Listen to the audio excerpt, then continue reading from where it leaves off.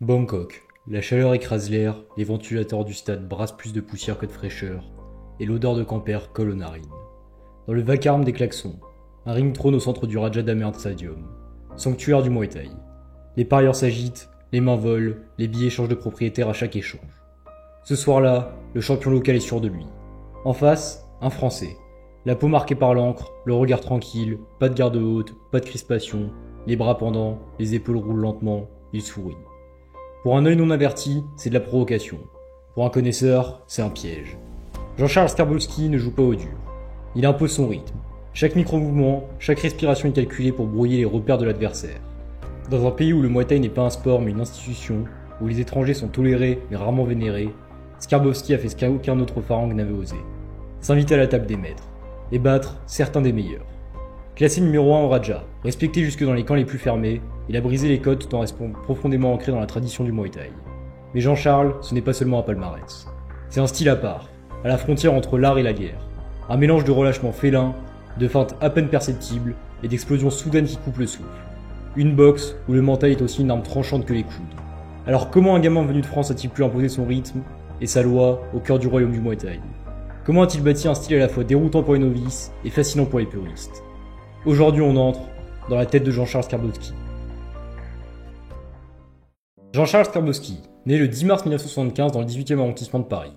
Son enfance est marquée par la perte de son père à l'âge de 13 ans, un événement qui le forge mentalement très tôt. Sa mère, originaire de Roumanie, l'élève dans un environnement où il apprend à se débrouiller seul. À 16 ans, en 1991, il découvre le Muay Thai en s'entraînant en Siam Boxing, une petite salle parisienne dirigée par André Zetoun. Ce dernier deviendra bien plus qu'un entraîneur.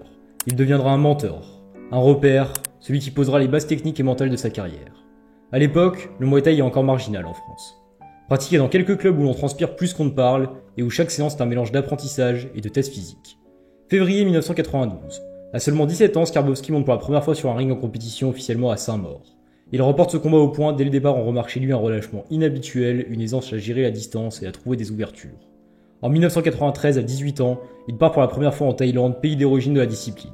Là-bas, il n'est qu'un pharaon. Un étranger qui doit prouver sa valeur dans les camps et sur le ring. Il combat 5 fois et remporte 5 victoires. Cette première expérience le marque profondément. Il comprend que le Muay Thai thaïlandais est plus qu'un sport. C'est un art de vivre, une culture et un état d'esprit. De retour en France, il enchaîne les combats avec succès. Le 27 mai 1995, il affronte le champion belge Yigi Osman pour le titre européen des moins de 63,5 kg et s'impose. Le 19 janvier 1996, il défend ce titre contre Kadar Marouf au Palais des Sports de Levallois. Ce combat brutal et rythmé se termine par un arrêt de l'arbitre suite à la blessure de Marouf. Et il reste jusqu'à aujourd'hui l'un des affrontements les plus marquants de la scène française des années 90. Ces premières années forgent le socle de son style. Une base technique solide, une confiance en ses capacités et surtout la conviction que pour atteindre le sommet, il faudra retourner en Thaïlande et y rester. En 1999, Jean-Charles Skarbowski décide de franchir une étape radicale, s'installant en Thaïlande pour s'entraîner et combattre sur place en immersion totale. Il rejoint le Jockey Gym de Bangkok, une salle mythique dirigée par Pipa connue pour avoir formé certains des meilleurs Naik Muay de l'histoire comme Senchai ou Sila Patay. Là-bas, le quotidien n'a rien à voir avec la France. Les journées commencent tôt, à l'aube, par des footings sous un soleil déjà lourd. Ensuite, des heures de travail au sac, de répétition, de techniques de corps à corps. Les conditions sont spartiates. Chaleur suffocante, matériel usé, hygiène sommaire. Mais c'est justement cette dureté qui attire Skarbowski. Il ne veut pas seulement apprendre le Muay Thai. Il veut vivre comme un Thaïlandais, dans le même régime d'effort et de discipline. Très vite, il comprend que dans ce milieu, le respect ne se gagne pas avec les mots, mais avec les performances. Les sparrings sont parfois aussi durs que des combats officiels. Les entraîneurs testent la résistance des étrangers, souvent considérés comme incapables de rivaliser sur le long terme. Skarbowski encaisse, répond coup pour coup, et surtout, il surprend. Son style relâché, sa lecture du timing et son sens du contre-attaque perdent sur même les Naik Muay les plus expérimentés. Ses performances sur le ring font le reste. Il affronte et bat des combattants thaïlandais classés au Raja Amern Stadium, l'un des deux temples du Muay Thai, et finit par atteindre le rang de numéro 1 dans sa catégorie, un exploit rarissime pour un étranger. Cette reconnaissance ne vient pas uniquement de ses victoires. Skarbowski est respecté pour avoir accepté les mêmes conditions que les locaux. Aucun traitement de faveur, aucun raccourci, et il combat souvent en short notice contre des adversaires plus jeunes, plus lourds ou en pleine ascension. En Thaïlande, il ne sera jamais considéré comme un pharaon qui est venu apprendre, mais comme un combattant du Jockey Gym. Un membre à part entière de la communauté, cette acceptation obtenue à la sueur et au sang deviendra l'une des marques les plus fortes de sa carrière. Skarbowski s'est imposé comme l'un des combattants les plus atypiques du Muay Thai moderne. Là où la majorité des Naik Muay thaïlandais adoptent une garde haute, compacte, il combat presque toujours garde basse, souvent main ouverte, relâché, presque nonchalant. Ce choix, loin d'être une progression gratuite, est au cœur de son système. Ce relâchement constant lui permet plusieurs choses. Une lecture visuelle accrue. Avec la tête dégagée et les bras bas, il voit plus facilement venir les attaques. Réactivité maximale, moins de tension dans les épaules et les bras, donc des comptes plus rapides. Et un piège psychologique. Il donne l'impression d'être ouvert, incitant l'adversaire à attaquer pour mieux le contrer. Son style repose sur le timing plus que sur le volume. Plutôt que de multiplier les coups, Skarbowski attend l'ouverture idéale. Son arme la plus connue est le bras arrière. Un direct sec, souvent déclenché sur un pas latéral ou une esquive, capable de stopper net une attaque. Cette frappe précise, explosive est travaillée pour partir sans télégraphie. Il n'imite pas le style thaïlandais classique basé sur le scoring ou coup de pied bien middle. Bien qu'il maîtrise parfaitement le type et le middle, il l'utilise comme un outil pour casser le rythme ou contrôler la distance. Pas comme moteur principal du score. Son objectif est d'inverser la dynamique du combat, de forcer l'autre à douter. Ce choix de combattre en contre-attaque, avec un minimum de garde, exige un mental solide et une excellente vision de jeu. L'erreur se paye cash. Un retard de lecture ou un mauvais timing peut mener un coup en plein visage. Mais pour Skarbowski, c'est ce risque qui donne toute sa force à ce style. En Thaïlande, cette approche est parfois déconcertée. Certains adversaires habitués à un jeu plus académique perdaient patience et prenaient des risques qu'ils savaient exploiter. Mais face à des combattants méthodiques, capables de maintenir la pression sans se découvrir, cette garde basse devenait une arme à double tranchant. Cette singularité a forgé sa réputation. Celle d'un combattant imprévisible capable de faire dérailler le plan de n'importe qui, mais sans jamais trahir son identité technique. S'il y a un coup qui symbolise Jean-Charles Skarbowski, c'est bien son direct du bras arrière. En Muay Thai, cette frappe n'est pas toujours l'arme principale. Beaucoup de Nagmoe privilégient les middle ou les genoux pour scorer. Mais Skarbowski en a fait le centre de son arsenal, à tel point que nombre de ses victoires en Thaïlande sont liées à ce coup. Pourquoi ce bras arrière était si dangereux? D'abord, il était invisible. Skarbowski avait un don pour déclencher son bras arrière sans aucun signe précurseur. Pas de charge d'épaule, pas de recul du bras. Cette absence de télégraphique, combinée à sa garde basse, le rendait extrêmement difficile à lire. Les adversaires pensent avoir une ouverture, se retrouvaient frappés en plein milieu de leur attaque. Ensuite, il savait jouer avec le timing. Il n'envoyait jamais ce coup au hasard. Il attendait souvent que l'adversaire se lance dans un enchaînement ou avance un peu trop le poids du corps. Parfois, il le plaçait juste après avoir intercepté un kick avec sa jambe avant, profitant de la demi-seconde où l'adversaire se rééquilibre. Enfin, il savait cibler avec précision.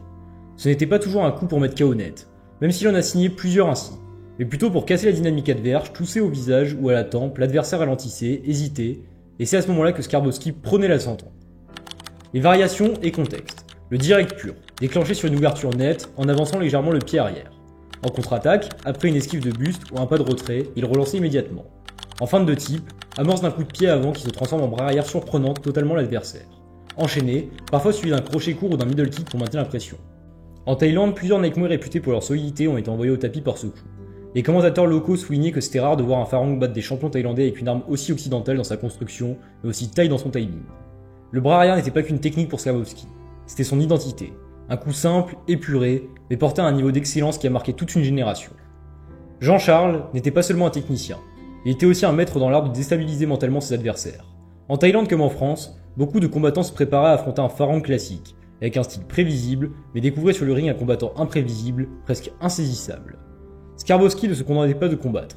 Il jouait avec l'adversité, parfois, il baissait volontairement encore plus sa garde, souriait après avoir encaissé un coup, ou faisait un signe de tête pour inviter l'autre à frapper. Ce n'était pas de la simple arrogance, c'était un piège. En donnant l'impression d'être trop confiant ou trop ouvert, il incitait ses opposants à prendre des risques, exactement ce qu'il attendait pour placer ses contres. Un autre aspect de sa stratégie consistait à casser la fluidité de l'adversaire après un échange. Il pouvait reculer complètement, rester immobile quelques secondes, ou changer brusquement d'angle. Ce contrôle du tempo perturbait ceux qui avaient besoin d'un rythme constant pour s'exprimer. Skarbowski observait énormément. Dès les premiers échanges, il repérait les habitudes. La jambe qui s'avance avant un low kick, le regard qui descend avant un corps à corps, ou la manière dont l'adversaire réagit à une feinte de type. Ces micro-indices lui permettaient de prévoir les actions et de frapper au moment parfait. Certains adversaires perdaient patience dès le deuxième ou troisième round. Le fait de ne pas attraper Skarbowski, de voir ses attaques stoppées par un bras arrière sec ou un type précis, les poussait à commettre des erreurs. C'est là qu'il devenait le plus dangereux, quand l'autre commence à douter et à se découvrir. Si son style pouvait sembler improvisé, il était en réalité construit sur des schémas précis, répétés à l'entraînement.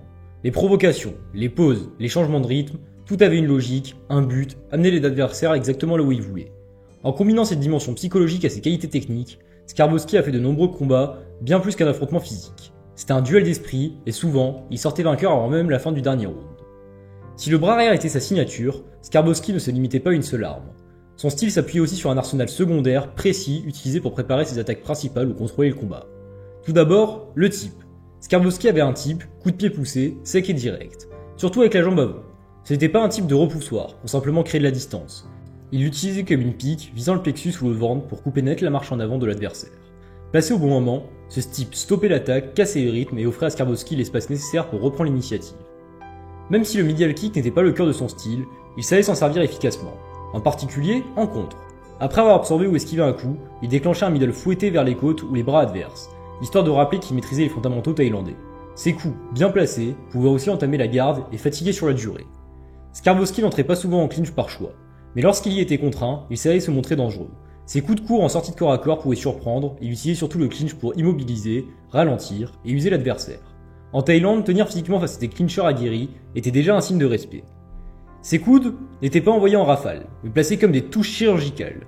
Souvent, ils surgissaient après un corps à corps cassé ou en contre-attaque sur une tentative de crochet adverse. Skarbowski l'utilisait plus comme une arme de dissuasion que comme outil principal, mais leur précision les rendait redoutables. Ces armes secondaires n'étaient pas là pour accumuler des points au hasard, elles servaient tout à un plan, fatiguer, frustrer et ouvrir la voie avec son bras arrière. C'était l'équivalent des pièces d'échecs préparées la reine, le tip et le middle pour contrôler la distance, le clinch pour user, et le coude pour sanctionner toute intrusion imprudente.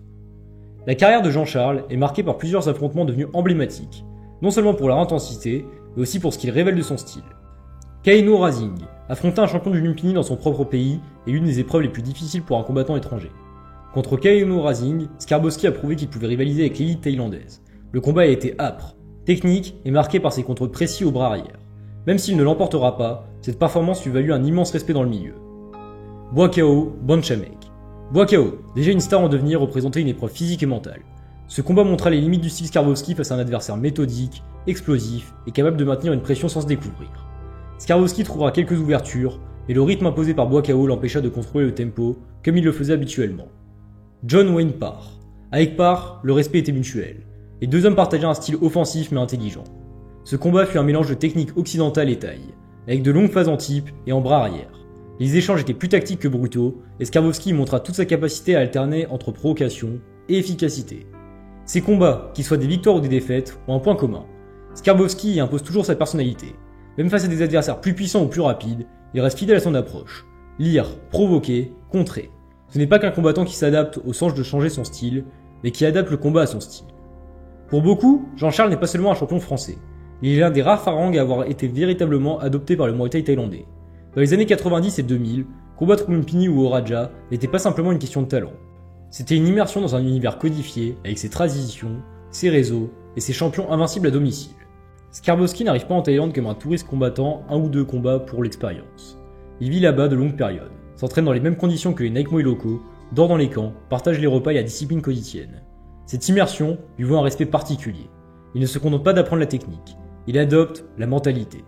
La plupart des étrangers viennent en Thaïlande, enchaînent quelques combats contre des adversaires de niveau moyen, puis repartent avec un joli palmarès. Skarbowski, lui, affronte directement l'élite. Champion du Lumpini, du Raja, vétéran au style pur thaï.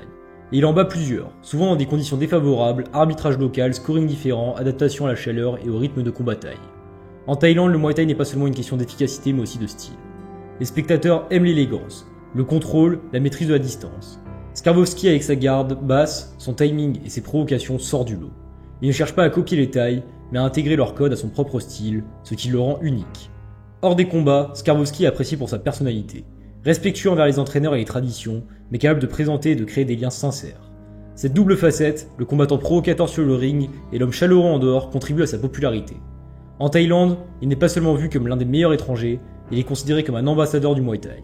Un pharaon qui a gagné sa place, non pas en se faisant une vitrine en Europe, mais en se mesurant aux meilleurs sur leur propre terrain. Jean-Charles Skarbowski a laissé une empreinte durable dans l'histoire du Muay Thai. En France comme en Thaïlande. Son héritage ne se résume pas à ses victoires ou à son palmarès. Il se mesure à l'impact qu'il a eu sur les générations de combattants et sur l'image du Muay Thai à l'international. Avant lui, rares étaient les Français à avoir combattu et gagné contre l'élite thaïlandais sur leur propre sol. Skarbowski a ouvert la voie, prouvant qu'avec de la technique, de l'intelligence et du courage, un étranger pouvait rivaliser au Lumpini. Il a inspiré une génération de Naik Muay français à voyager en Thaïlande, non pas pour expérimenter, mais pour s'y forger réellement. Contrairement à certains étrangers qui tentaient de copier intégralement le style thaïlandais, Skarbowski a montré qu'on pouvait trouver un équilibre entre son identité de combattant et l'intégration des codes locaux. Sa garde basse, son bras arrière précis, ses provocations, tout cela formait une signature unique qui prouvait qu'on pouvait être respecté sans renier ses spécificités. Après sa carrière active, Skarbowski a continué à transmettre, formant et accompagnant de nombreux combattants. Il partage son savoir avec une franchise directe, souvent crue mais toujours authentique. Ses conseils, tirés de son expérience en Thaïlande, insistaient sur la patience, la lecture du combat et l'importance de rester fidèle à son style. Sa participation à des émissions comme The Ultimate Fighter a contribué à faire connaître son nom, même en dehors du cercle des passionnés du Muay Thai. Cette visibilité a renforcé son rôle d'ambassadeur, montrant du grand public qu'il existe un art martial riche, technique et culturel derrière les coups. Aujourd'hui encore, son nom revient dans les discussions dès qu'on parle des combattants étrangers respectés en Thaïlande. Non pas comme une légende figée dans le passé, mais comme une référence visante, dont l'approche continue d'inspirer et de guider les nouvelles générations. En conclusion, Jean-Charles Skarbowski n'a jamais été un combattant comme les autres, ni en France, ni en Thaïlande.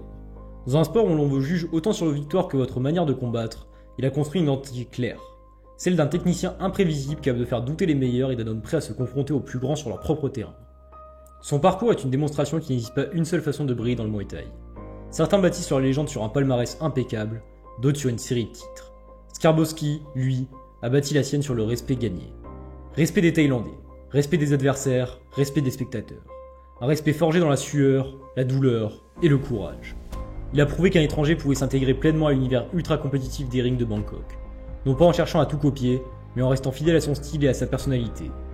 Qu'on aime ou pas ses provocations sur le ring, personne ne peut nier qu'elle faisait partie intégrante d'une stratégie réfléchie, visant à briser le rythme et la confiance adverse. Aujourd'hui, son nom revient chaque fois qu'un combattant français brille en Thaïlande. Non pas seulement comme une légende du passé, mais comme une référence, un point de comparaison, un modèle de détermination et de personnalité assumée. Jean-Charles Skarbowski, c'est l'histoire d'un homme qui a compris que dans le Muay Thai, la victoire ne se mesure pas seulement à la ceinture que l'on porte, mais à la trace que l'on laisse. Et la sienne, gravée dans les mémoires thaïlandaises et françaises, est celle d'un Farang qui a gagné sa place parmi les siens. Et voilà, on arrive déjà à la fin de cette vidéo. Si elle t'a plu, n'hésite pas à partager, liker et commenter, ça m'aide énormément. Et moi je vous dis à très bientôt sur Art et Violence.